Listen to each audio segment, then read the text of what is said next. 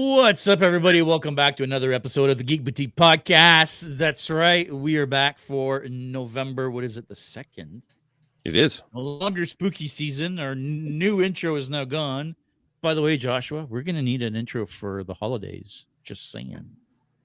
I don't know if he's going to be watching this. But either way, we've got a special guest with us tonight. But before we get to her, my co-hosts, Aka, Mr. Messiah Complex Cosplay. How you doing, Gia? I'm very well. Apparently, we're having a fruit off in the chat. Victoria has already got her melons out. Melons out already, says Megan. But then Tiffany is throwing in some avocado, which apparently our guest has a connection with.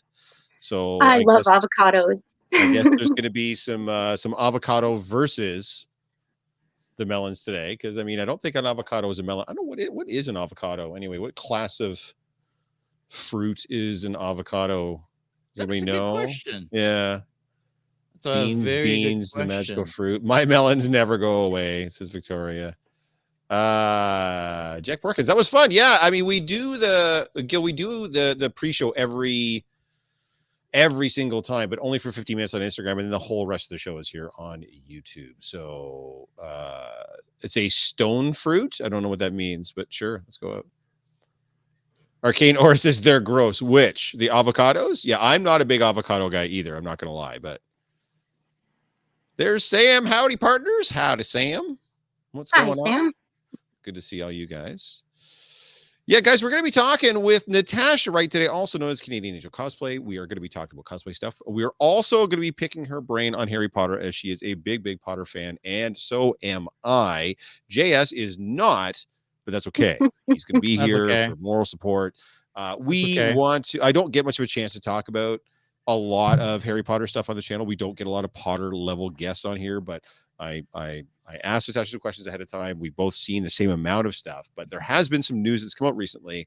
And I want to introduce a new weekly segment here on the podcast called the No Shit Sherlock segment, because making a very obvious statement every week when it comes to the world of geek, in some very obvious no shit Sherlock news, this week, Warner Brothers announced that the Fantastic Beasts series of movies is being placed on hold indefinitely. So J.K. Rowling initially envisioned 5 movies, a 5-movie arc for the Fantastic Beasts films. There have been 3 films that have come out, and unfortunately, each subsequent film has made less money than the last film. But it took until this week for Warner Brothers to state unequivocally that in fact, the language they said was, we are parking the franchise indefinitely. So they're not saying it's completely dead, but I don't envision a scenario where it's going to come back to life and we're going to get the final 2 movies based on what's happened with each subsequent movie that's come out. So and then they're parking the franchise, are we talking about the Fantastic Beasts franchise? Fantastic Beasts franchise, yes. So it doesn't mean they're not going to do anything else in the Harry Potter world.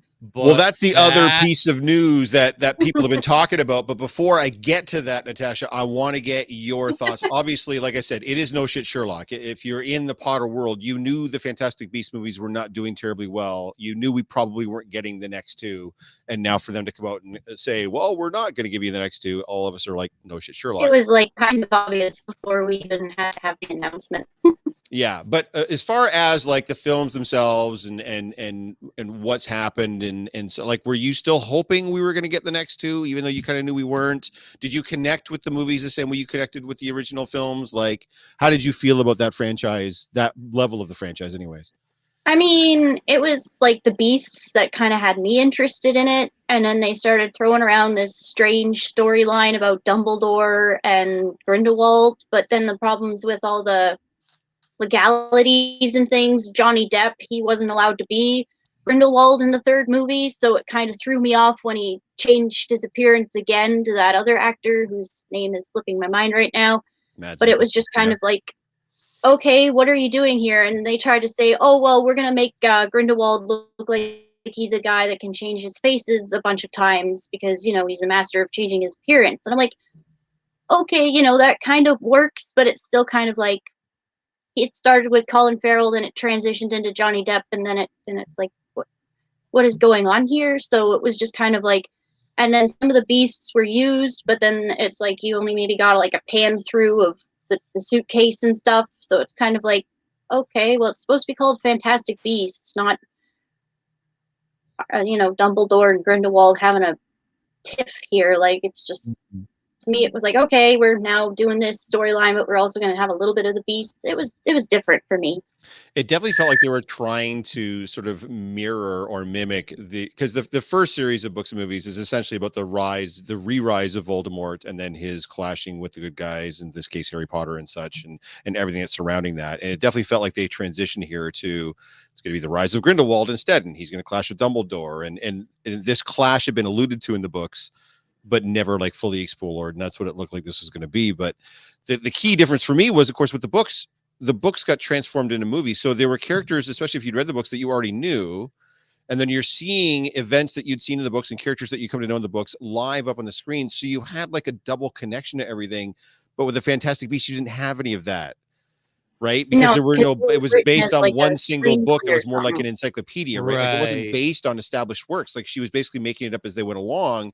And so you didn't, and then they changed too many things. First, they moved it to America for some weird reason, and they moved it to the 20s. So you've changed both the setting and the time frame. So you're making it a period piece, and you're making, so all the language is different. None of the characters are characters we know, other than we get an oblique reference to Dumbledore, and Newt had been like talked about. Then we finally get to meet Dumbledore, and it seems like they kind of want to go back to Britain, but by then you've got like, people are using terminologies that like, what's a nomad? Like, we've been calling them muggles for fucking 20 years, right? and now you're coming up with this Like, new, I'm just like, new why slang would you, that I just didn't understand. like, why would you change so many things if like you have something that works really, really well? So that so Eric makes a very good point here, and that's one of the things that threw me off, because when you see the ads and you see Dumbledore and you're like, wait, that's Dumbledore?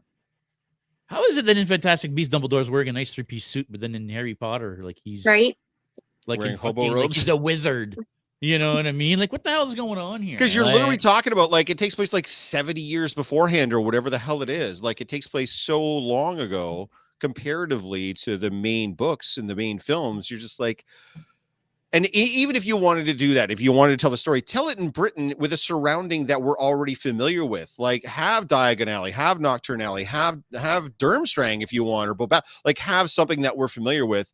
You take it all the way over the States with a bunch of characters we don't know, using a bunch of language we don't understand, and now it doesn't feel like Harry Potter anymore. Now it feels like something else completely, and it just wasn't that good. They also messed up McGonagall's age. Laundry service in the castle. Yeah, exactly. Isn't a moo older than a 3-piece? Settle down in the middle. Listen, clearly you're not a fan either. All right, I get it. Oh, geez. Hey, man, it's Jude Law. You're not going to put Jude Law in a moo. Jude Law is like a good-looking brother. You're going to put him in a suit for sure if you can. Although they do show in the films, when they show Dumbledore going to meet Tom Riddle for the first time, he is in fact wearing a suit. I'm just saying, he's not wearing hobo robes. They do put him in a suit when he meets Tom Riddle for the first time. Yep. So anyway, sorry, JS, go ahead. Okay. I don't know. But Andrew here makes a point that Harry Potter's main target are always kids and teenagers. Kids can identify better with the kids going to school far easier than magic ministry politics. And she was always very open about the fact that the whole point of Harry growing up and going to school every year was to mimic the kid growing up, right? Every year you'd pick up a new book and it'd be a new story, and the story would get older and older as you went along. And then you have this story that is like a political fucking intrigue weirdo. Like, I don't even know how to, I guess I haven't seen them, so all I go by is what I've read. And you've missed nothing. I shouldn't say that. I did enjoy them for what they were, but to tie them to the Harry Potter franchise, that's the part that didn't make sense. Because compared to those, they're dog shit. On their own, they're fine. But anyways, I wanted to get your impression. But now the other piece of news that came out recently is an old piece of news that's been updated. Is when Discovery and Warner Brothers merged, David Zaslav is the guy that took over that. He wanted to target key IPs within the Warner Brothers blanket to explore, to make money off of, key intellectual properties. Lord of the Rings, DC, and in particular, Harry Potter. Now, obviously, the Fantastic Beasts movies were not working, so the plan is to do a live-action television show reboot do it long form style, much like Game of Thrones, where you can incorporate. The biggest complaint the movies get is there were a lot of subtle nuances in the books that didn't make it into the films because of time constraints. You do it in a long form TV series, you have a chance to put all that in. So they spoke with David Yates. So if you guys don't know, David Yates directed the last 4 films in the Harry Potter franchise. I believe it was the last 4. So Order of the Phoenix, Half-Blood Prince, and then the 2 Deathly Hallows. And they asked him if he would be part of the upcoming television show reboot. And he said, not no. He said, hell no. He has no desire to get involved in that on any level. He spent his time in Potter and he's moved on. I'm starting to get a little bit concerned. It feels like trying to, I don't know, like recast the Beatles. Like, how in the balls do you recast such iconic characters from what up until the MCU was the single highest grossing movie franchise of all time? Like, I know you want to capitalize on the property. I know Fantastic Beasts clearly wasn't doing it, but how do you reboot this? Like, there's no fucking, like, are you looking forward to this at all, Nat? Is it something that you can get behind, or are you like, what are they Just thinking? from what you're saying, I don't think I could. It's like, just leave it where it is. Stop trying to fix things that aren't broken or are broken that can't really be fixed. I mean, people love the movies for what they are, and then you've got people that like books for what they are. So it's like, just leave it as it is. We've got enough bad reboots and remakes as it is that it's like, just leave Harry Potter alone. They look at it as such a huge cash cow, though, and they're trying to figure out other ways to milk it, right? Like, it's this one of the world's most well-known properties. So they're like, well, it's just sitting there. Like, we're not doing anything with it. Like, we have to do something. Like, we tried these terrible movies and they didn't work. So now what are we going to do? Yeah, I there's a couple of issues that I have with a studio doing something like this, because for one, they're not old movies. Like, yeah, like the oldest one is what, 15 years old now, but it's not like 20. Did they just turn 20? I think they just turned 20. yeah, but even 20 years Yeah. old, right? It's not like these are movies from the 50s that now we're trying to remake, right? So that's the first thing that I feel weird about. You know, if you're that interested in that property, in that franchise, go somewhere else. Tell another story, right? Like, do Well, that's the something thing. different. Don't just retell the same story for the sake of retelling the same story. Because the other thing we have to remember is long form television is also not what long form television used to be. We're not going to get 26 episodes of a Harry Potter show, right? We're going to get 6, 7, maybe 8 episodes in a season. So instead of it being a 3-hour movie, you're going to get an 8-hour movie. So yeah, you're going to get a little bit more stuff in there, but are you really getting that much more that it's worth? Quidditch the musical. See, I can get behind that. That's cool. I'm down. Flying around on brooms singing sounds like fun. Matt saying, yeah, you have to change so much that you would have exactly what happened to this Fantastic Beast movie that you're talking about. And Megan saying, I think the series isn't going to be great. The movies and the books can't be topped. I hate that they're doing this. That seems to be, and I don't want to be that guy. Like maybe it could be amazing. Like, I don't know. Like, I didn't want them to do a prequel to Game of Thrones, but they did, and it's good. So, I mean, I don't know. Maybe they can make something like this work in some way, shape, or form.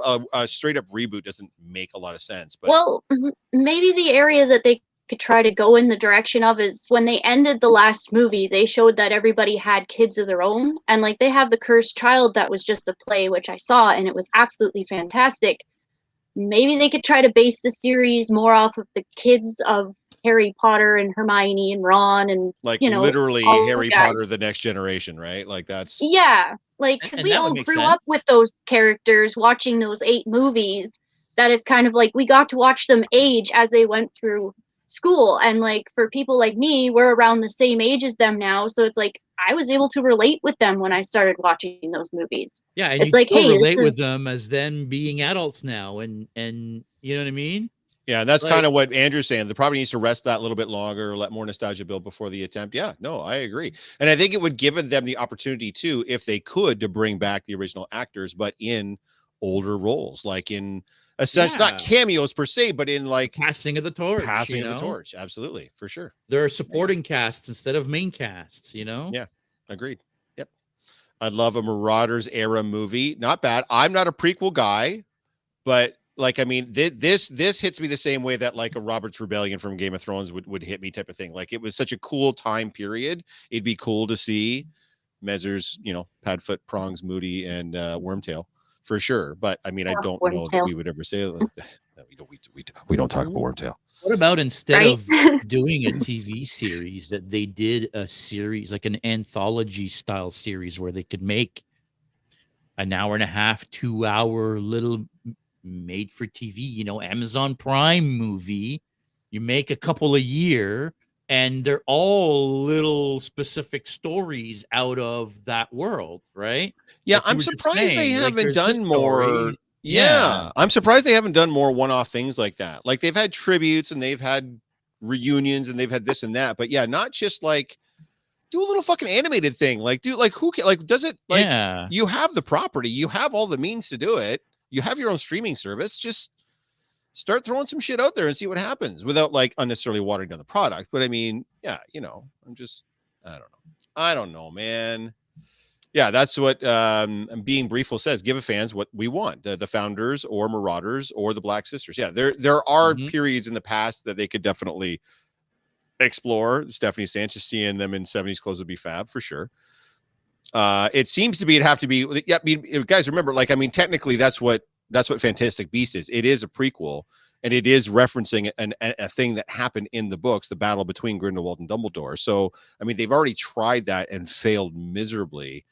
Yeah, but I think Fantastic Beasts would have worked better as a movie. Sorry, as one like encompassing story, right, in one movie rather than trying to make it a series. Right? Franchise. Yeah, like there shouldn't have been a number two. Number two should have been a different story of something else within that world, right? No, agreed. But anyway, that's just my thought. No. Guys, we have a bunch of people in the chat right now. We have Matt and Becca. Yep. What's going on, guys? They just moved into a new place, actually. So I hope you guys are enjoying the new place. Absolutely. Rochelle, Rachel's there. I don't know who Being Brieful is. I'm so sorry. I'm assuming it's someone named Bree, but I'm not sure who that is. That's my good friend from like way back in grade school. Hey, well, there you go. For the podcast, we appreciate it. And then all the regulars, right? Ashley is here. Megan's here. Jamie's here. Jamie's always here. Hey, there's Bob. It's an onion. Bob from London. What's going on? Hope Harrison's here too. If Jamie's here. Harrison better be watching too. We are enjoying guys, we have to address something. Hey, there's Nate as well. Oh yeah, what is this elephant in the room? Like you're scaring the shit out of everybody. Like what's going on? We so guys, I want to say about a year ago, maybe a little bit over a year ago, we decided that we were gonna start filming a new show called The After Show.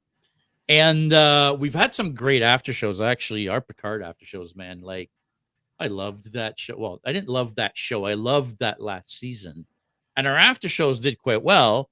And then when Ahsoka came out, we decided we were going to do something a little bit different. We were going to do one after show after the first half of the season and the second show after the second half of the season. Oops. Hey, kids. And we never did. We didn't do the second one. We did the first one. The second one. We super didn't do the second one. That's correct. So I wanna talk about it quickly. I wanna address the why for me. Listen, I'll tell you right now the why, because I thought the second half of the season was fucking stupid. That's my problem. Yeah, but that's good. That's good. That's good show. That's we should do that, and you should complain about it. That'll get some eyeballs for sure. It left me like disinterested. Like, do you know what I mean? I do. I even tried to rewatch through the second half of the season, and I couldn't.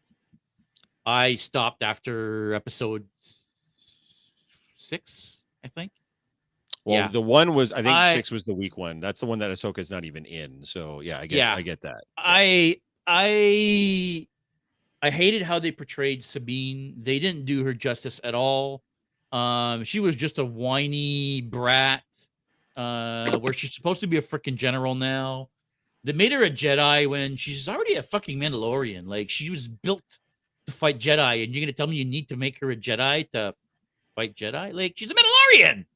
She literally wears Beskar armor that's made to survive lightsaber hits. Natasha, before he goes off, have you watched Ahsoka, Natasha? No, sure have. This is just entertaining for me. Yeah, I was JS, what's the beans about the channel? That's what he's talking about, Megan. What's the beans about the channel? That's like saying no. He's telling you right now. So we do an after show, and we did an after show on the first 4 episodes of Ahsoka, and we were supposed to do a follow-up after show about the second half of Ahsoka, and we never did. No. So that's what he's talking about when he's talking about we need to talk, and he's not keeping you hanging. He's just really dragging this out. Yeah. And that's okay, because he's got some feelings he's got to work through, clearly. Yeah. I mean, I was very disappointed. I mean, we could have done it on camera and just called it the after show for Ahsoka, but apparently we're going to do it here on the podcast. That's okay. That's okay. Maybe I could take this snippet out and make it the after show. There you go. Done. Boom. How's that? There you Perfect. go. Sabine was really lacking. She was so annoying. Yeah. I mean, I think it helped. Dude, I liked it. And I think it helped that I didn't have any attachment to any of these characters. I was like, this is great. Yeah. I mean, it looks brilliant. It's yeah. Listen, there you go. Ahsoka after show episodes 48. JS rants for 2 hours. Yeah. Yeah. There you go. Yeah. That's much how that will work. What it is. Yeah. Jamie C saying he's French. They do that. No, I get that. Have you seen how they count? Anyways. Crazy. 427. 428. What are you talking about? Yeah. Anyways, sorry. That's way inside joke, guys. I'm sorry. That's not cool. Anyways, we're here to talk to Natasha. Hang on. Did you guys see Five Nights at Freddy's yet? I took my son. No, I'm hoping to see that soon. So my son, we took to he has a onesie. He has a Freddy Fazbear onesie. Oh, that's adorable. Fucking top hat on it, and he's got like a big plushie. So for that, guys who don't know, my son's special needs. So, and he's been counting down the days to the film. He loves the series so much. So he put on his onesie and he grabbed his plushie, and we went and saw it, and he fucking loved it. Is it the hottest garbage? Absolutely, the movie is the hottest garbage. But it's an hour and a half. It's fun. And I'll tell you this, without giving away any spoilers, it's real. Jim Henson Company came in and built the animatronics. So it's not CG. There's no guy in a dot suit. It's an action. So there's scenes where it's literally a puppeted robot. And then there's other scenes where it's people wearing suits that have puppeted animatronics built into them. But they're always actually there. And you can tell throughout the whole film that they're really there.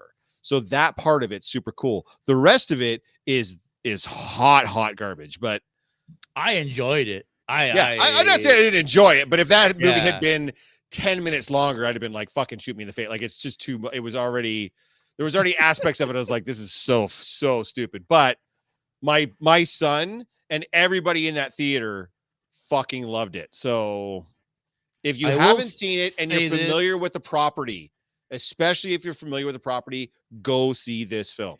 Yeah, so a lot of people have been saying how the great thing about the way that this movie was done for the fans, right? For the people that are franchise fans, it's different enough to make it fresh, but it still has all the core elements, and there's plenty of Easter eggs. Oh yeah, like for the absolute hardcore fans. Yeah, there's also Easter eggs for fans of other properties that we will not mention. Listen, overall, I enjoyed it. I had a good time. There's even some YouTubers that helped to make the game so popular. Some YouTubers have some cameos. He is in the movie. So yeah, there's a few of them. Oh, not the one that I was hoping, like the one that I'm familiar with that through the product. He's not in it, but there's another guy apparently. Because when the waiter, I won't say who it is, but when the waiter comes on the screen, everybody in the theater is like, "Oh my god!" I'm like, I have no fucking idea who that guy is. Same. But by all means, they all seemed excited about it. I'm going to see it because Matthew Lillard's in it. That's one of the main reasons that I wanted to go see it. He absolutely is. Yes. I definitely recommend going to check it. Yeah. Gil over here saying we should complain about Secret Invasion more. I think we beat that horse pretty good. Do we really? Dog shit. Anyway. Yeah, that was really bad. Hey. What's up, Natasha? Not much. Just finished being at Frightmare there on the weekend. And how did that go? By the way? I only went for Saturday, and it kind of felt like it was a little bit smaller than it was last year because they had another convention on the other side for doctors or something. Yeah, so it seemed like they must have double booked again. And it was fun to walk around. Yeah, they when I had saw some the good floor guests. plan, when I saw the floor plan, I was like, oh wait, like this is like a proper like small con. Like this is at least London Comic Con size, but I guess it wasn't. Well, I felt like they had more last year than they did this year. Like it sort of was a little bit That venue is bigger, lackluster. JS, than the London Comic Con venue. That Niagara Falls Convention Center is probably twice the size of the convention center in London. So even if they were only using half to 2/3 of that, it would still Bigger be this. con. Yeah. Oh yeah. Yeah. Oh yeah. That venue is it's a big venue. Huh. Yeah. I didn't realize it was that Oh, big there of a were con. 3. That's what Sam's saying. There were 3 shows going out of the convention center. Oh, see, I didn't know there was even a third one, so that's news to me. I just remember seeing the one on the one side of the, like, because you have the windows that look down, right?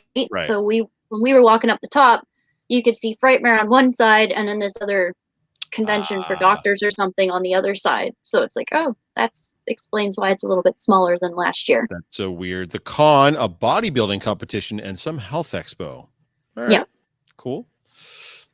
Because I mean, when they do Niagara Falls Comic Con, they just use the whole building, and they have to. But I went to the very first Frightmare in the Falls. I got invited there as a guest of one of the media people that were there, and it was one day, and it was in one room. It was very small. Like you walked in, you walked around the room, and you were done.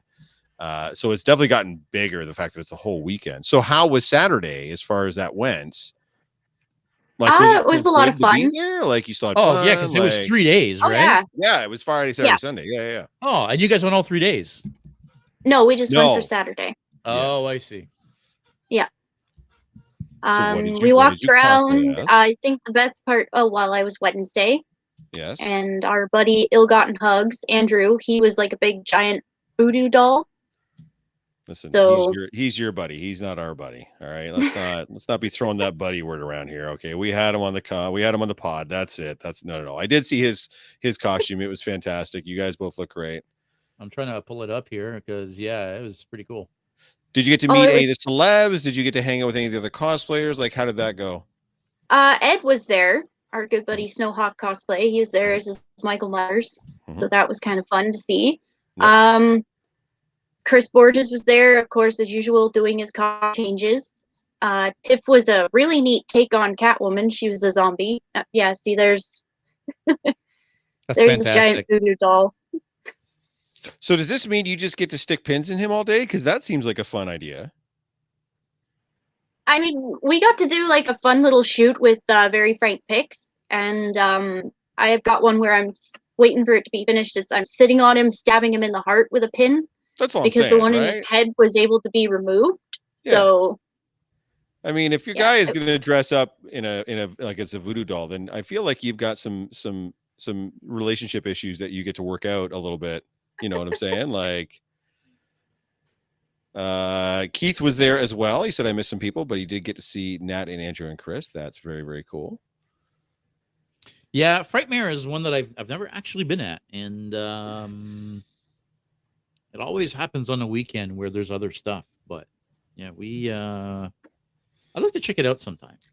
I'm just not a horror guy, so go ahead. Just go for one day to check it out. You know, it's something new. It's something different. You get to see like they have like tables that have like the latex work for the masks for stuff like Resident Evil and of course Predators. And then there's like the Freddy faces that you can see different variations of how he built it and stuff. And of course, my favorite thing to see are the little critters because those are really unique to see on display. So it's kind of like if you like your crazy horror characters, it's definitely neat to go and see how some of their masks and props are done because there are people there that do that. Now, is it a genre that you are already a fan of? Like I see you with your little ghost face in the back there, and is that that is a critter that I can see back there? This guy's a homemade critter. Where is he? Right there. Yep. That I made with Andrew. So because I didn't know where I could buy a little plushy one, because after watching the movie for the first time, I fell in love. Yeah, that's fair. So you're already a fan of the genre, and I think that helps. Like I said, I'm not really a big horror guy, and I think that's kind of what I went to that first one as Negan, and I had fun, but I mean, it was just like one of those like I'm already not into this. Our boy Brian 360 saying, Natasha, were you Wednesday? You might be in my video. I recorded the voodoo doll.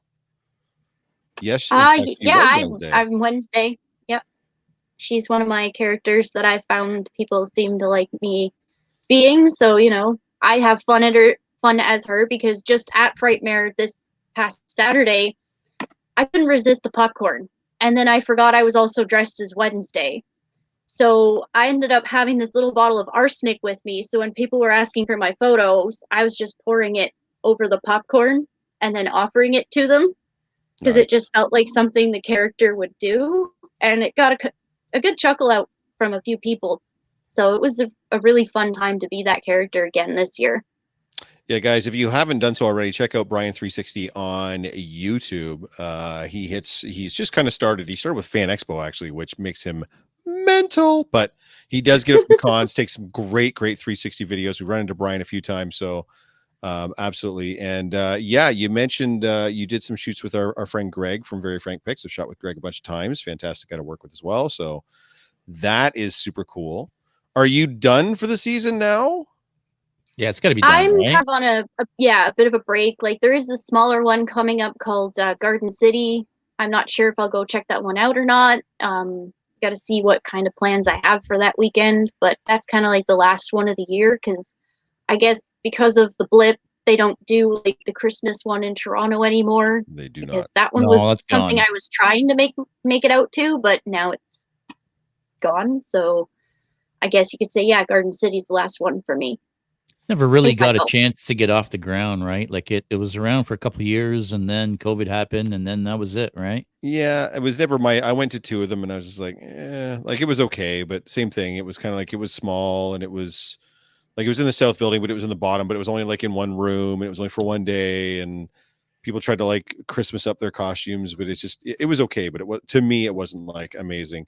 Zappa Props and I said hello, Canadian Angel. Your costumes rock. Speaking of your costume, our boy Matt Sheridan has a question. He has two, in fact. What's your favorite cosplay you have, and what's your goal cosplay next? So Okay, so my favorite one, I'm very torn between that one, because I think I have the most fun dressed as Harley Quinn, because then you're a villain and you can volley off anybody else that's like a DC cosplayer and make jokes with them.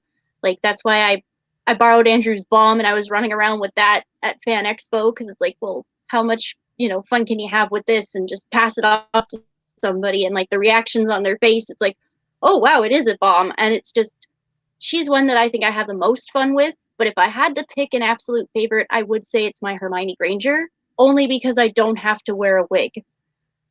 I got really lucky with that one, and all I do is I just braid my hair out and take it out like the day of when I'm at the con, and it just poof all out in the curls. And it's like, I don't have to have the pressure of a wig cap, or like the wigs like pushing down on me. Like, she's just, and it's a comfy cosplay too. Like, it's all season, so it's like you can get warm in it but not overly warm in it.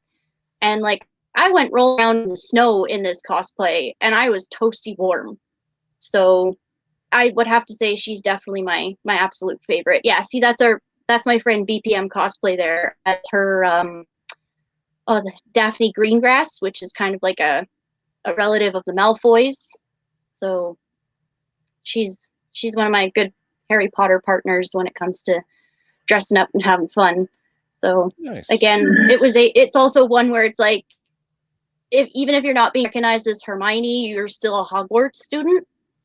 Yes. So no, fair. I also I also did an original character, even though I am a Gryffindor. I did a Slytherin character, and I just made up a character. So, the second part, like, by the way, I agree. Your Hermione is probably my favorite as well. But the second part of his question was, what's your goal cosplay? Like, do you have like a dream cosplay that you want to do that you just quite haven't gotten around to yet?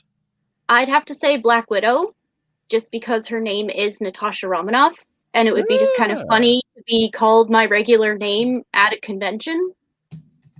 And I just always loved how she looked. Plus, now that I'm learning to take karate, I'm like, eventually be able to do the movements that she can do. But I've always also learned how to shoot firearms. So it's kind of like, I'm really embracing that character once I get to cosplay her. Yeah, don't be coming around the booth kicking my ass or anything just because you're taking karate and learning guns and shit. Like, that's not. I feel like that's one that you could absolutely put together. Like, I feel like that's not Like, Jesus, even I have a Black Widow. Like, I feel like you can absolutely. I know yours was great. I loved when I saw you in that. You looked fantastic. Thanks. Yeah, we're making some improvements to it that I'll be trotting out this coming season as well. But just some patches and some lights and stuff on it to make it a little bit more dynamic and such. But I definitely feel like you could definitely kick his ass. Settle down. All right, let's just. Nat, a question. Yeah, go ahead. Sorry. Oh yeah, ask a question. We'll go to after. Yeah. What cosplay would you love to do if money was no consideration? Any prop that you would love to make or own in particular? So money's no object. You can do anything in the whole wide world. Nat, what would be a cosplay or a prop that you would choose? Oh, geez. I guess that's a bit of a tough question. Since it seems like 3D printers have become so popular, it seems like props are not that really hard to acquire anymore. Our good buddy Zappit Props was the one that made my gun for Harley Quinn. And it was like, I didn't think that was even something that was possible. So, again, our friend Not Possible also kind of did one of my dream cosplays, which was Nariko from Heavenly Sword. Because that's where I got stumped was, well, how the heck am I going to build and make this sword when I don't even know what it's going to take. So I think for me, a dream cosplay at no cost would be Maleficent, because I would actually want to have where my wings could open and close. Yes. Now we're talking. You should send me a message. Okay. You two need to talk. Yep. Can we quickly talk about this? Oh, geez. So Andrew was doing Mr. Freeze at Chatham Kent. So he had that big canister. And when we were in the hotel and we're loading into the car and out of the car, I was wearing my shark onesie because it's one of the most comfiest things I like to wear before and after conventions and being in a cosplay all day. And Andrew just kind of got this crazy idea in his head. He's like, well, what if you do Jaws? And I just kind of went, sure, I'll give it a try. So he put a little speaker inside the container that was playing the Jaws theme song. And I went walking around Niagara Falls on the Friday and I was doing like the shark movements. And a few people didn't know who the heck I was until they figured it out. And they're like, oh, geez. And then I did get a couple people yelling, we're going to need a bigger boat. Yeah. So it was kind of fun just to try that as a bit of a joke. Sorry, I'm having a problem with my computer, guys. Like, as I'm showing pictures, as you saw, one just disappeared on me. My image app is crashing, and I'm having issues. So, sorry about the slow pics coming up. I'm doing my best here, guys. Don't hate me 'cause I'm our beautiful. photographer friend there, Alex Rose, took these at the Cosplay for a Cure booth at Niagara Falls. So that was like a fun little mini shoot that I got to do, because it's like, I don't know if I'll ever really take this as a serious cosplay. So it's like to have these little momentums of the one time that I did do it. It's kind of like, yeah, that's the way to remember it. Yeah, and that's genius. I mean, nobody else does this, right? A Jaws with an oxygen tank. Like, come on, that's pure genius. Is there anything that you're currently working on, or anything that you have in the works or planned for next season that we can look forward to keeping an eye out for moving forward? Ooh, are we spilling beans? Well, I guess I could kind of spill some of the beans. So being a Lord of the Rings fan, I happen to have my favorite character is Legolas. So I've been kind of in chats with our friend Nada in regards to working on putting a Legolas cosplay together, because again, he's just another one where it's like he's such a badass. And I'm not sure how people feel about the Hobbit series, but to see him standing on the dwarves' heads while they're in the barrels going down the river and he's just popping off orcs with his bow and arrow, it's like, how epic can you be? And I just feel it would kind of be like a fun one to do, being that he's an elf and like, oh, look at that. Join me in my Boromir. Join me. That's another reason why, is because you guys had your Lord of the Rings meetup last year, and it was such a crazy turnout that it's like, but hey, wait a minute, I don't see too many Legolas characters here, so it's like maybe I can try and jump in on that and get you guys to have like Absolutely. a Legolas, so when you do your photos. Yes, and I don't know how we haven't gotten JS to do Gimli. I don't think he'll do it. We'll just put some shoes on his knees. He's already got the beard for it. I don't know what the problem is. But Yeah, you want this body to be on his knees all day long, crawling around on the ground? Yes. Come on, Do I now. want you on your knees all day long? Oh boy, oh boy. I mean, Oh, that and they'd have to nothing. ginger up the beard. A little bit, but I Yeah, mean, he well, already you kind of know. looks like the actor. By the way, that actor, Jonathan Rhys Davies, is the tallest amongst everybody in the Fellowship, even though he played Gimli. He's like 6'2". Really, eh? Yeah, That's hilariously. actually quite Yeah, funny. yeah. Ah, go ahead, Jess. Another epic and iconic cosplay that you do is, and I'm going to try to bring him up here quickly, is Ghostface. Yes.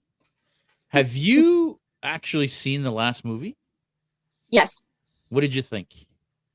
I mean, go. it was definitely a bit of a twist.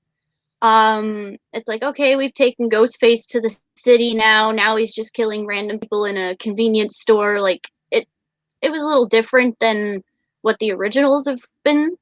And it just kind of felt like, oh, so these are fans of the original murderers, and it's like, okay, well, that's kind of cool, but it's almost like some of the Easter eggs that they put in there. It's like you're getting our hopes up a little bit, and then they bring back Kirby, and first they make it out like she might be the killer. Sorry for the spoilers for those who haven't seen it, but it just felt different than what I'm used to watching, which was the very first original, which I think Mm-hmm. is probably the most memorable one out of them all. Mm-hmm. No, the most memorable one out of them all is the one that's the worst out of them all, and that's number 3. Because that movie was so bad. I was like seriously looking over to Jenna like at points like are we really watching this right now? Like that's how bad it was. Have we gone too far with these movies? Like, is it I time think they so. just let them rest and wait for a time to properly reboot them? Because now we've had 6 movies, a Yep. TV series that was just And I haven't even ridiculous. watched that TV series. I haven't touched that yet. So I Did the last mean, movie make money? Because if the answer is yes, then no, you're not done, kids. It still comes. The I studio's only making it if it makes money, and if it makes money, you're gonna yeah, get another one. I don't know. It's a good question. I mean, They're I don't typically know. not terribly expensive movies to make, so it wouldn't have to do that well before it would turn profit. And as soon as it turns a profit, man, you can probably rest assured Fair you're gonna enough. get a Scream 7, Fair right? enough. I Yeah. feel like they've just diluted the Yeah, product so there much you go. now that it's Ghostface versus Freddy versus Jason versus Michael. There you go. Hey, I mean, I don't think Ghostface would last very long in that one, but No. Worse than Jaws the Revenge? Well, let's settle down. Come on now. yeah, number 3 was definitely worse than Jaws the Revenge. Number 3 was just let's all stick together. You go that way, I'll go that way. Wait, you just said Yep. let's all stick together. Like, let's go. Like, it was like that then bad. they separate. Yeah. Yeah, like Dumb. it was just. Anyway, let's move on from Scream. Are you guys going to potentially be coming into town this winter for maybe a little bit of a winter cosmification of our cosplays in the Christmas market? I mean, it's possible.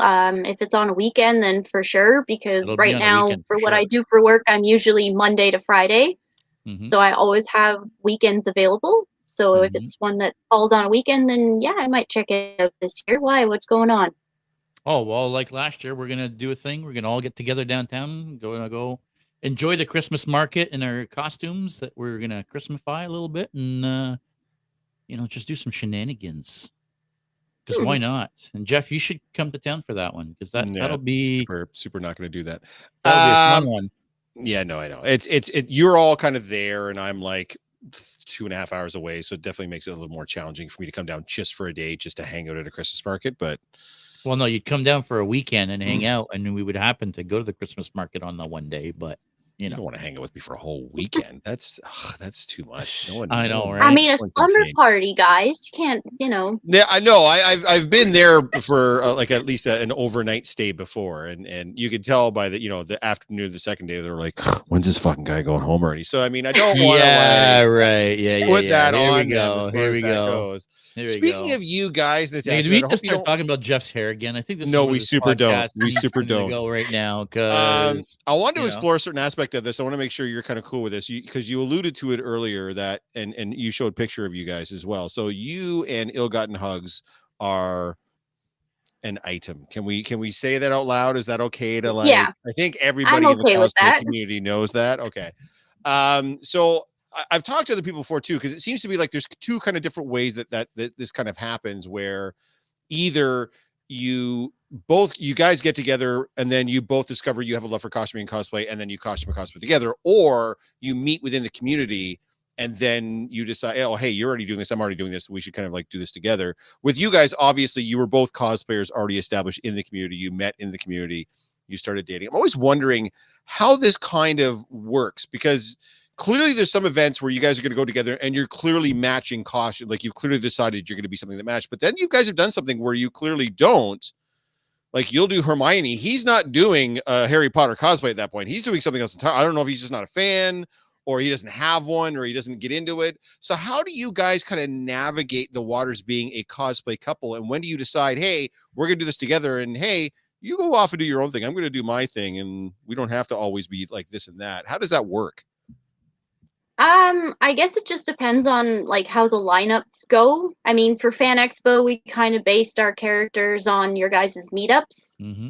So when you had your bad guys meetup, it was kind of like, well, Hallows Eve is a bad guy, and then Andrew was doing his shy guy for the first time, and it's kind of like, yeah, he is a bad guy in the Mario side of Yeah. things. Yes, So yeah.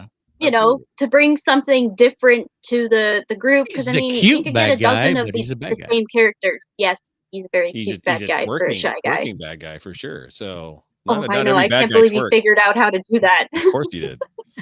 Of course, if anybody is going to figure out how to do that, it's going to be him.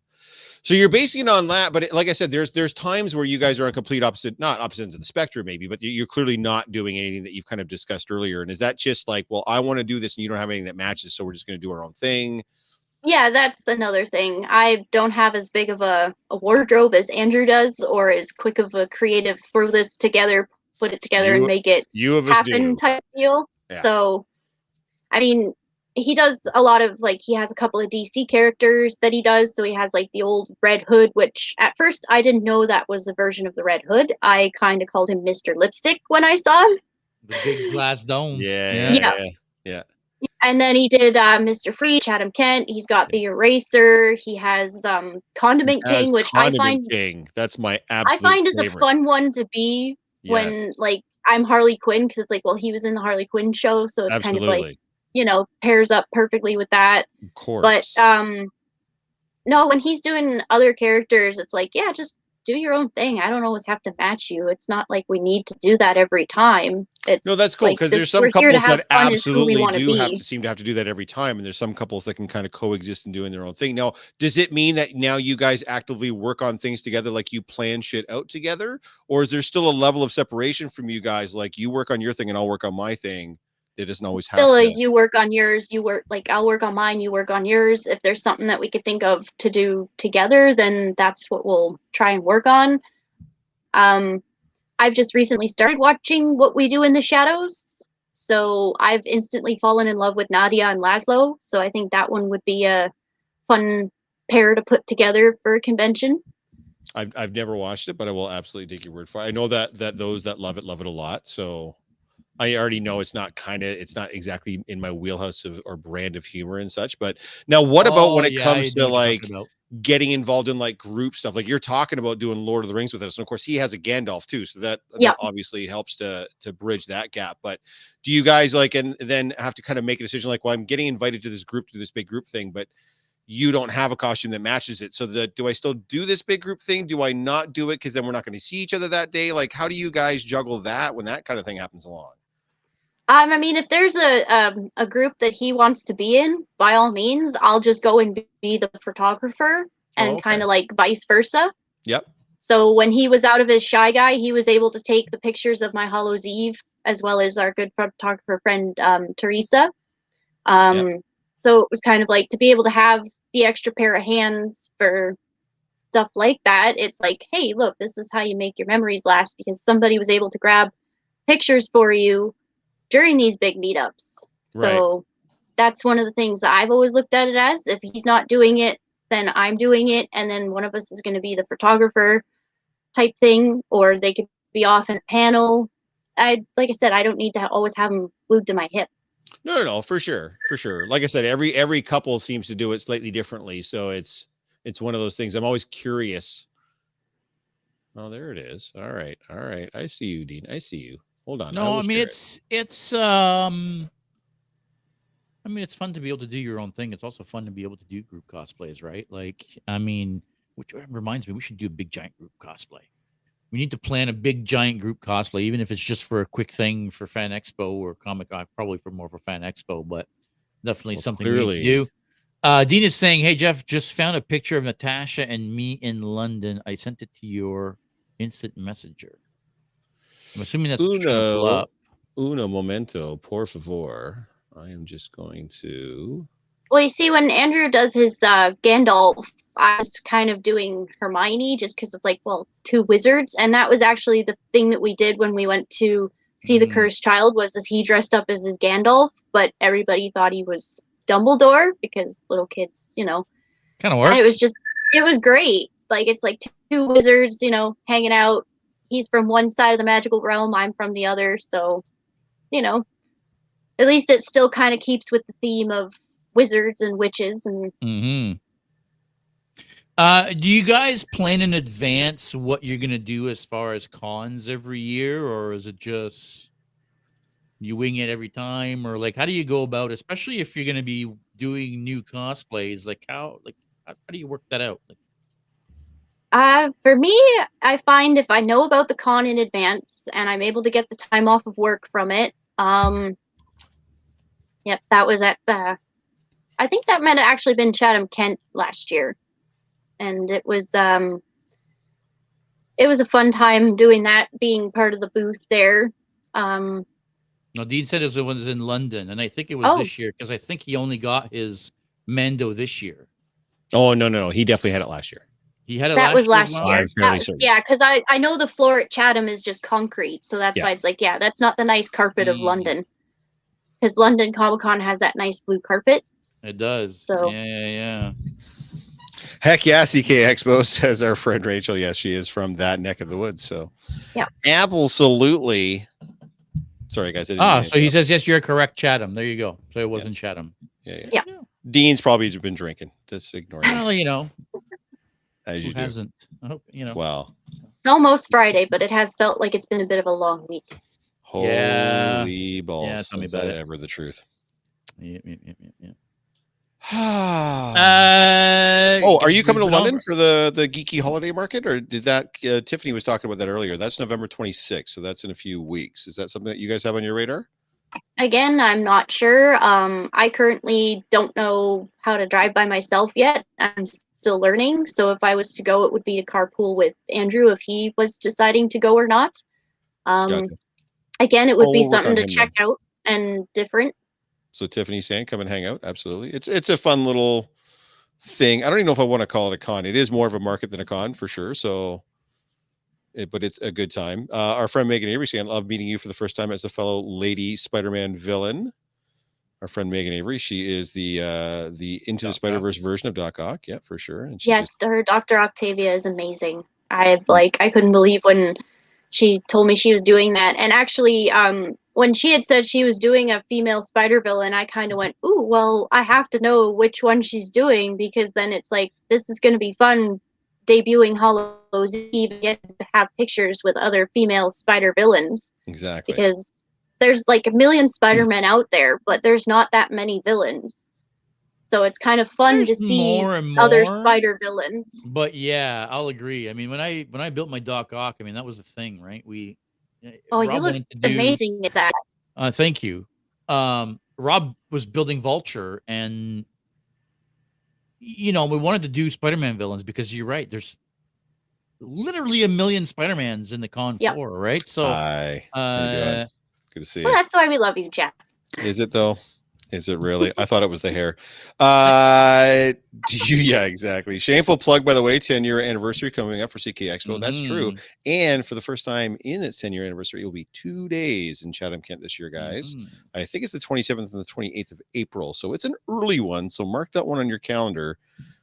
It should be the next one you're going to be going to after March in Toronto. And I know for the Toronto peeps, it's a bit of a trip to get up to Chatham-Kent, but if you are going to be in the area, I highly recommend checking it out. It is a good time for sure. Dean's asking, do any of you guys do Christmas parades, Predators and Harry Potters in a parade? That would be cool. I have done quite a few parades. Actually, I've done parades with some of the guys here in town for like I've trooped with some 501st, some Rebel Legion stuff, but I don't think I did last year, but I think I did the 2 previous years. And of course we were doing the parades during the blip, where instead of the parade coming through, like instead of us walking in a parade, we all like stayed stationary and cars drove past us. So that was kind of cool, but I didn't do last year. So I'm not sure if we're going to do this year or not. It's cold, man. Like you got to pick your costume carefully for those, because 100%. You're out there for a while, man. You can't be going out in like some rinky-dink little cosplay. I can't do Spider-Man for that one, man. I will freeze my cojones off. So hell no. Chris is saying I messaged London Comic Con if they wanted to send it for the holiday Geeks and Co. I mean, if you're talking about Santa Predators, I mean, yeah. Well, Chris actually is a Santa. Like he has the full Santa suit. Oh, He's is he really? Santa for a few different parades and a few different things. So, Kid Remington is saying, I loved meeting you for the first time in the hallway of the Fairmont. So random, so awesome, and a great photo. How cosplay should be. I'm assuming. Yes. Last year on the Sunday of Fan Expo, I was Harley Quinn. And when I was walking back down to my hotel room, all of a sudden this Joker just walks out of the hotel room. And I mean the literal Joker. And I'm like, Puddin! And it just sort of, it's like, this is the best way to end the con, because I didn't get to see very many Jokers at Fan Expo last year. So to just bump into him in the hallway down from where my room was, it's like, okay, now I got to find a Joker at the con. And that was like the highlight of ending Fan Expo for me. I mean, running into Kid is definitely a highlight of any con that you're going to be at. That's for sure. Because for those that don't know Kid, he does a couple versions of the Joker, and both are amazing. 3, 2 or 3 versions. I forget now, but at least 2, probably 3. Yeah, for sure. Yeah. Geeks and Co. Xmas party. Yeah, that's what JS has been talking about. There is plans in the works for them to do Cosmos in Toronto. So definitely reach out to JS or reach out to the Geeks and Co account, and they can, once you've got that kind of like figured out, they can definitely get the information to you. I know they did it last year, and they're definitely looking to do it again this year. I probably won't be there, but you might be able to see some of your favorite geeks there for sure. So at least 2 or 3 of them anyway. So yeah. Sorry, I'm looking at something that Ali sent me. I'm not sure if she's in the chat now. She should be. Similar to the whole 360 booth. You know how all the cons have the 360 booths now? Yep. This is like a Polaroid booth. It's an actual Polaroid machine. It's a big giant thing on a stand, and it looks all cool, and you take pictures, and it prints out your pictures right there. That's a neat thing that we need to look at, like gimmicks like that.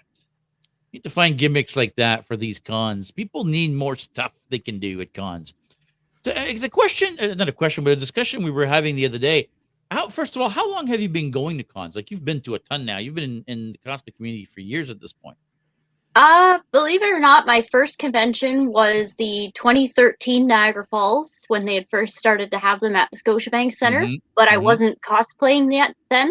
I was kind of just there as just a normie walking around, seeing it for the first time. And it was to see somebody that I knew beforehand. Like, she was in high school. Her name is Becca Parts, for a cosplayer. She was there dressed as Ariel from The Little Mermaid.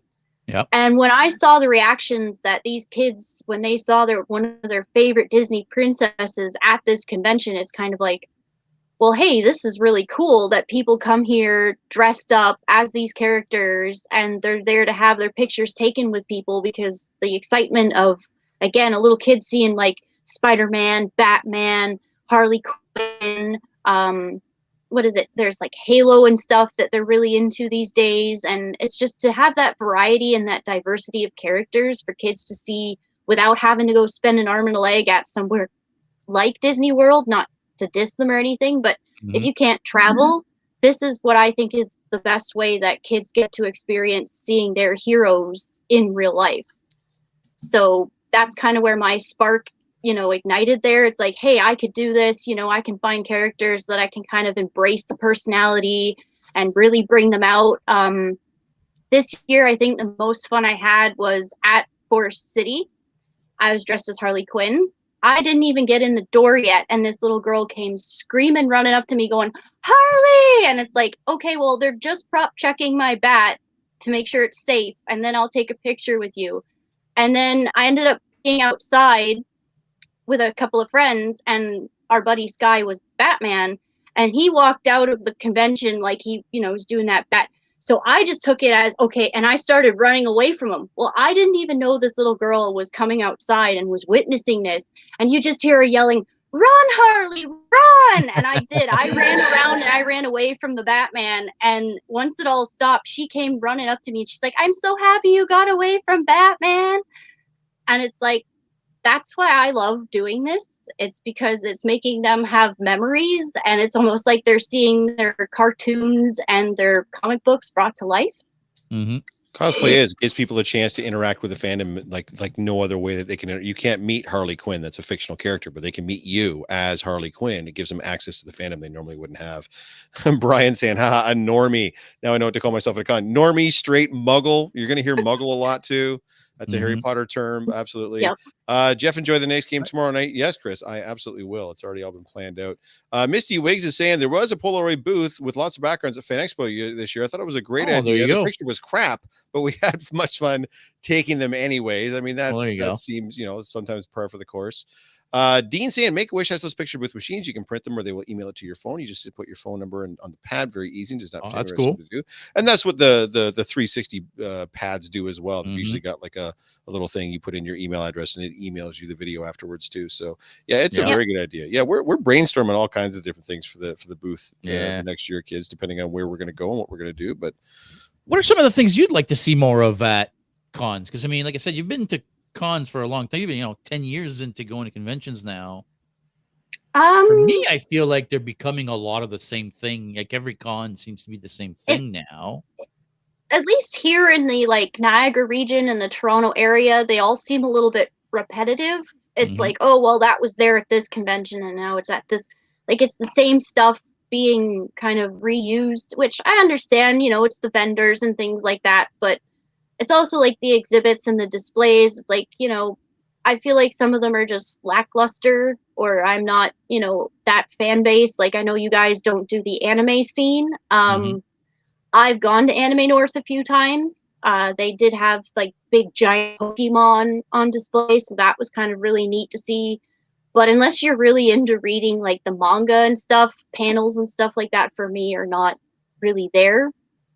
So it's kind of like, it's having the diversity of exhibits and stuff is what I would find would make it more interesting. And then this year at Fan Expo, we have the cast of Scream, but we have no horror section. We've been replaced with a tattoo section. And it's kind of like, I get that you want to bring tattoos to the con, but why did we cut out such a big part of, fandom just to have that there? Not trying to diss it or anything, but it just kind of felt like, hey, Scream's a big deal, but we don't have any kind of horror section.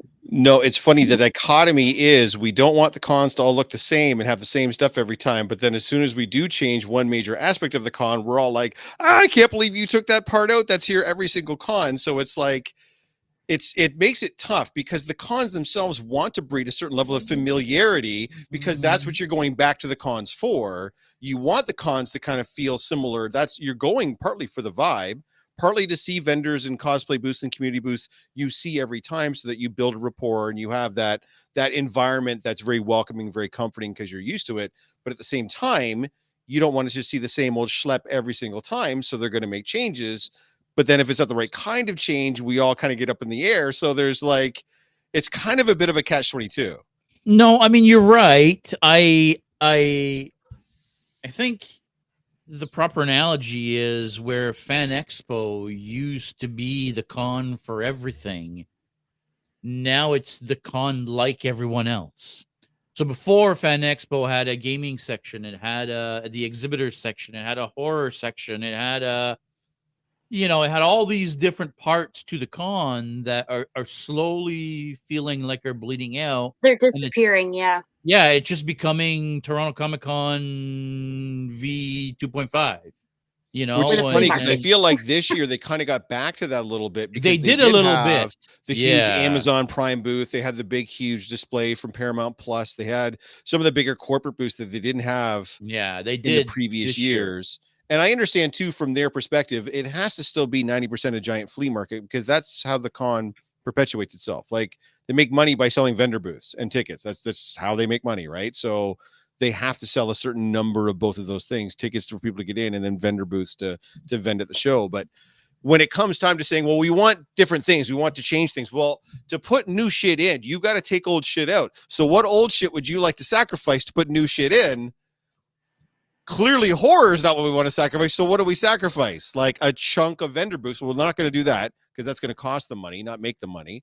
So we got to take something else out. Do we take out a chunk of artist alley booths to bring in something new or different or exciting?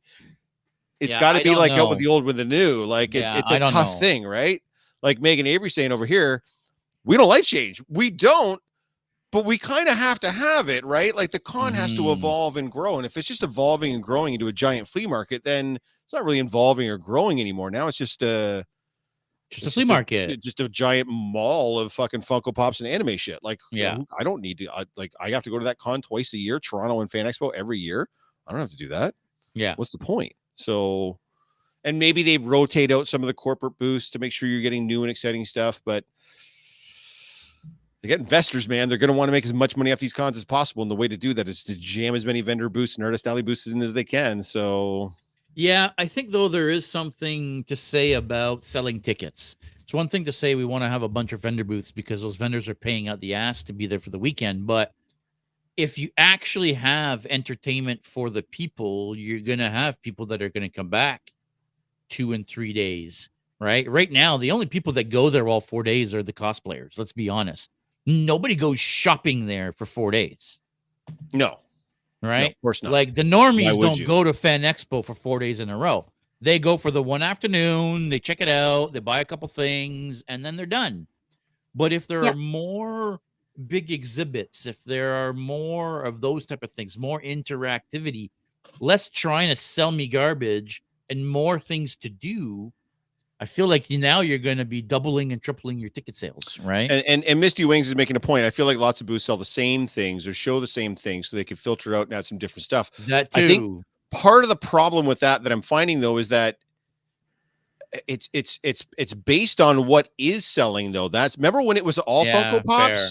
Because everybody was buying Funko Pop. The booths that are going to keep coming back are the booths that can afford to do that. And the booths that can afford to do that are the booths that make good sales. And the booths that make good sales are all mostly selling the same shit because that's what everybody's buying. The buying trends are going to dictate what vendors are going to be there year after year. And so you're going to see some shifts in what is going to be popular, but you're still going to see a bunch of that. How many fucking lightsaber booths were at the fucking Toronto Comic Con and Fan Expo this year?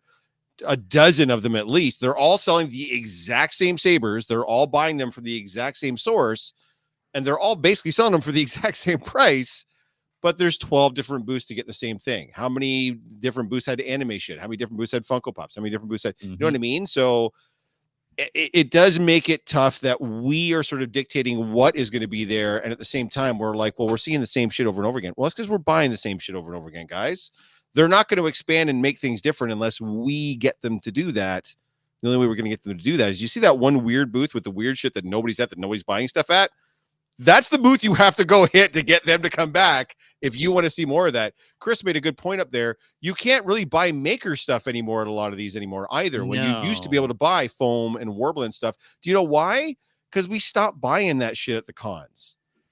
And so they brought in vendors that were selling stuff at the cons, and those vendors weren't coming anymore because they weren't making enough money anymore. So it does still come down to us, guys. Like if you're a vendor and you're selling weird shit, you may have to spend $2,000 on a booth, and you may have to eat that $2,000 the first year you go, or only make $1,500 back, or just barely break even. But you still got to go back the next year. You've got to establish a presence. You've got to get people to the booth. I think there is something to be said about, like, if you're bringing me Like when we're talking about the maker stuff, like if you're bringing me new tools and new techniques and new materials and things like that every year, that's one thing. But if you're going there to sell me foam and contact cement, dude, I'm not gonna buy that at a con. Like, Right, but then we can't buy that complain that you here. can't buy that at a con anymore. But that's what I'm saying, right? Right? Like it makes no sense for those. Like, and that's what I'm, with Lindy being at London Comic Con, she actually did great. But when she showed up with that much stuff, I was like, oh my god, like, is she gonna sell that much stuff on the con floor? Do But people that's still buy that much stuff on the con floor when it comes to Warbler and foam and? the problem is if she doesn't show up, or those like the guy you're like, I'm not buying foam, and yeah, cool. So when he doesn't show up, guess who shows up at his place? Someone selling Funko Pops or someone selling anime stuff, like yet another vendor selling the exact same. Yeah. You know what I mean? Like it's still Yeah. us dictating what's going to get there to buy. So Yeah. yeah. Dean is saying it. I mean, and I couldn't agree more, Dean. Interactive activities is what we need to have, like building that community. We talk about this on the channel all the time. The problem is the only way to quantify that is with ticket sales, because obviously the cosplay, the community booths cost the con money. They don't make any money, because even if you are making money, you're doing it for a charity. So they have to justify that space somehow. And the only way they can do that is by somehow equating it to ticket sales. So we have to be able to show we're a draw. The 501st, clearly a draw. The Geeks & Co., obviously the best draw there is. It's you've got to be able to quantify that on a dollars and cents on a bottom line type of thing, right? So it's, I don't know, man. I'm sorry, Nat. Weigh in on this. It's just two old white guys talking about this for no fucking reason, like it usually is. Like, how do you feel about it? That's kind of why I think with the having interactive things to do, that's why again it comes back to stuff like, well, maybe there's a mini game you could play at this booth, and like you get to interact with, like certain things. Like, as Andrew and I were discussing with you guys after London, it's like, well, what if we did a bomb relay type thing and just sort of ran around and passed the bomb off? So it's like that would get people to be like, well, what the heck is this about? Like, hey, let's go and check it out. And then they get to see how much fun everybody's having, that they're like, well, hey, maybe we should have got in on this. And it just be something to draw people in, is to have fun things to do. Like, I'll be honest, being Harley Quinn, I would be up for being pied in the face, just to have little kids pie their heroes and villains in the face. You know, I think we've got to have a Sharknado. I think we have to have a giant shark meetup of some kind. I mean, I really do. A shark meetup. We need to have a Sharknado for fucking sure. 100%. Like any different version. Nat brings her Jaws. Mike brings his King Shark. And we just figure out one of us is fucking left shark. Another person's left, whatever. We need to have a Sharknado. I'm just saying, we just got his, almost like the Wilbur Hood run for the my Star Wars guys out there. We need to get as many sharks as we can. I don't care if you just wear a shark fucking like a Jaws t-shirt. We want to get a huge shark meetup one day. Try to get as many sharks as we can in one area. Come with a big fin on your head. Come on, guys. We can make this happen for sure. I'm taking a note of this. You should. Absolutely. Yeah, Misty, exactly what I'm saying. The thing with interactive booths is they make memories during the con, and that's what you remember, not just walking around to buy shit. That's how you build community. That's like how you build the community. 360 booths, right? Like those were like the first, like, listen, at the first you guys were right directly across from one at Toronto. Toronto. That was Toronto Comic-Con. Yep. That was pandemonium at that booth all weekend. People just freaking loved it because it was something that they could do. It was 100% free, and they had something that they could keep as a memory after that in the form of a freaking 360 video. You know what I mean? So yeah, the interactivity piece, I think, is key. And the more of that they do, the better. Shooting stormtroopers with suction cup bullets. Yes, yeah, absolutely. that's genius. The dance party that we had at the booth for LCC, of course, absolutely. Like, yep, dude, I'll do a Katy Perry cosplay for the Sharks. Perfect. Absolutely. Yes. A Sharknado, a Geeks & Co. Sharknado is fucking happening. Absolutely. Mark it on your calendar. I don't know where. Keep talking about it, bud. Just keep talking about it. It'll happen. But it's going to happen for sure. Well, I mean, if we're gonna do it, might as well do it at Toronto Comic-Con. I mean, that's what I would think personally. But so watch this space, guys. The Sharknado is going to happen. I have a shark costume. Perfect, Bob. Absolutely. We are doing it. Lindy is saying me in a costume. Yes. I mean, listen, we'll take you in any costume. course. I have no idea where there's a tattoo. Yeah, I have no idea why there's a tattoo artist at Fan Expo. It's so random. Actually, there wasn't a tattoo artist. There It was like was 2 lanes Tattoo of it. artist There was like an alley. alley. Yeah. There's a Yeah. tattoo alley. There was both Yeah. sides. I think there was 6 or 7 of them. Andrew hitting us with the random facts. FYI, tomorrow, November 3rd, is Godzilla Day, based on the release of his first film in 1954. 69 years old. Nice. Yeah. Oh, happy birthday, Nice. Gudsy. For our geeks and nerds out there that have hung around this long, I'd also like to point out that season 2 of Invincible premieres tomorrow on Amazon. Oh, does it Prime. really? It does. I believe the first 4 episodes are dropping, and then the next 4 are coming out in a few months. So Okay, so it won't be a weekly thing. it will not be a weekly thing. No.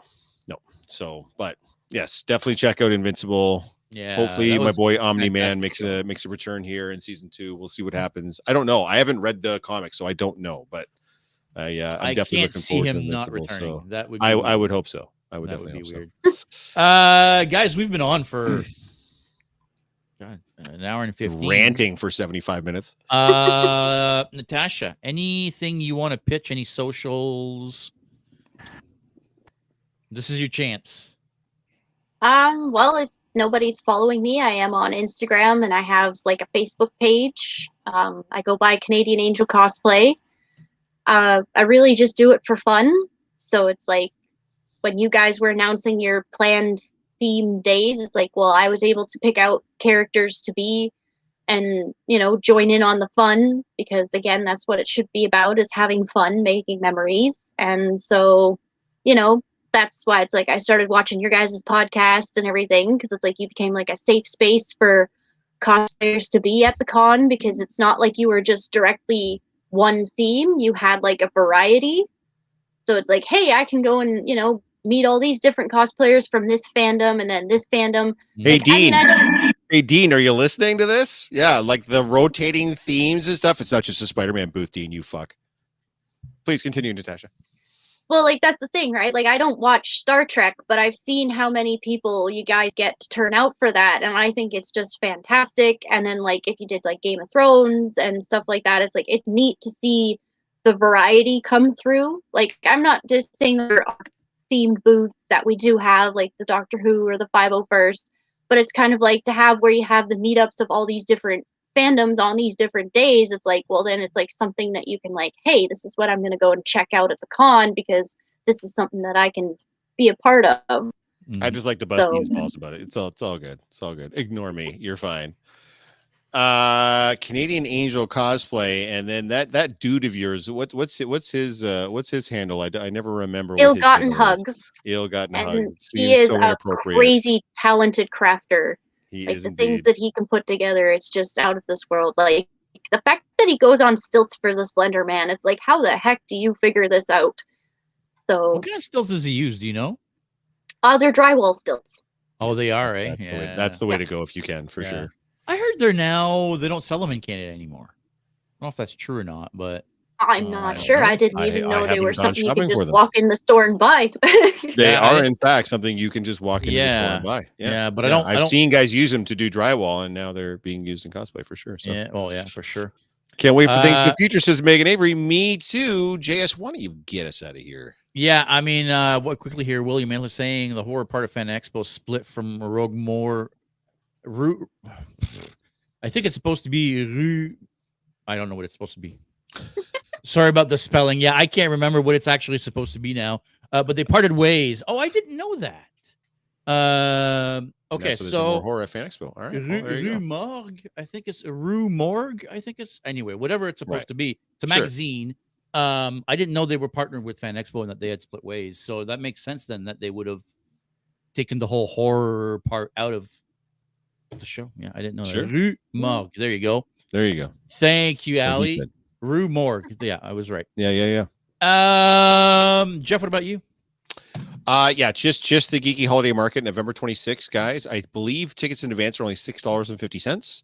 So if you're looking to pick up some last minute gifts, I should say last minute, it's like a month before Christmas, but if you're looking to pick up some geeky themed gifts, there's a lot of vendors there that hand make stuff.